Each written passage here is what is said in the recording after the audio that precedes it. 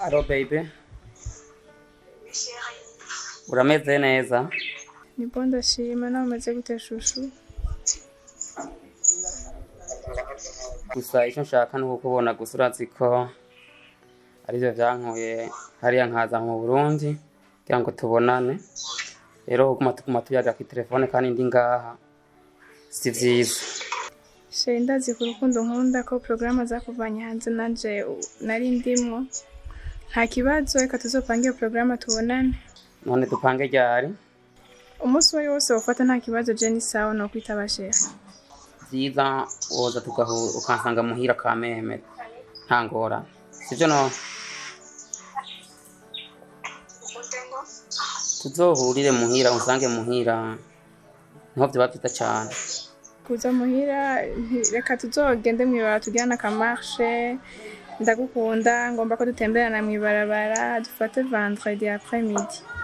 Abine nese no vyanga numva binjoheye. Ndabikwemereye bebe ntaco no kwankira turi kumwe uruwanje. Sawa rero tuvyemeranye ko tuzobonana ku munsi wa gatanu.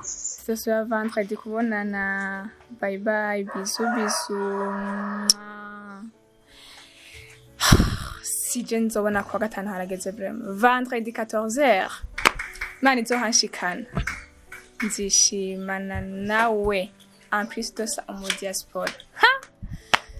Écoute, Ma grande sœur, ndaguha inkuru. umeze gute? Ndaguha inkuru sha.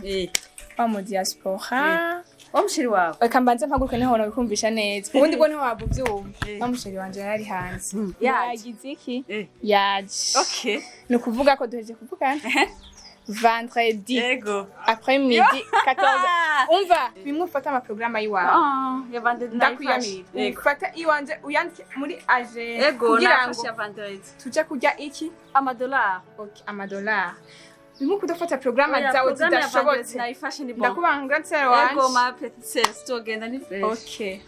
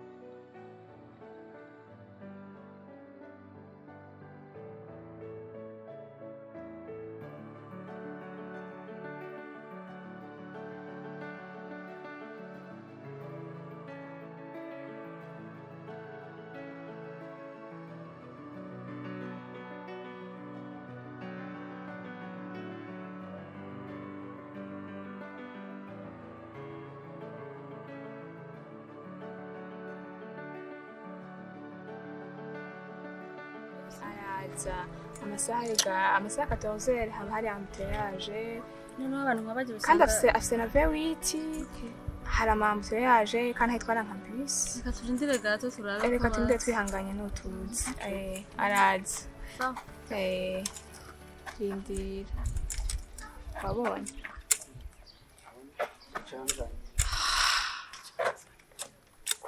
Mbe ni ikimuga. Sashi. Kandari foto. Ndamutse. Ije? Niwe. Abo. Ifoto ni wewe? Nyambiya no. Oya vraiment. Nyambi. Oya. Si wewe.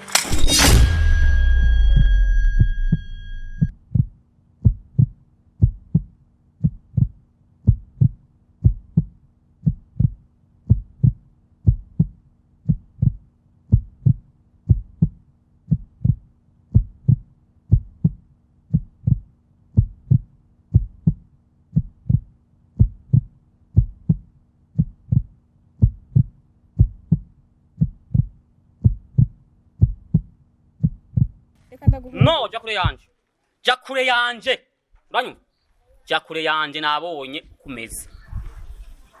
Uriko rankunze wewe? Dusabe pardon, ndagusabye dusabe pardon. Petite sœur n'umwana akoze ibyo atazi. Yasuswe n'imyaka afise. Reka tugusaba imbabazi. uyu ni umwana afite imyaka mike kandi ibyo yari tuzi ibyo yabonye arabaye surpris nashaka nsaba imbabazi ara place yiwe mu kibanza ciwe mu gishingo ciwe nsaba imbabazi yavyifashemo nabi ntategeza ko vyifata muko reka dusaba imbabazi mbo tubabarire imbabazi bisanzwe zahamye ko turazamana nabonye uko yifashe yakunze jewe abo yakunze icyo yibaza ko ndi rero pour moment ivyatwe na birahagaze ariko muri make so kigwa taja muri vyinshi reka ndabenda guhe déplacement mugende nabonye ko mumeze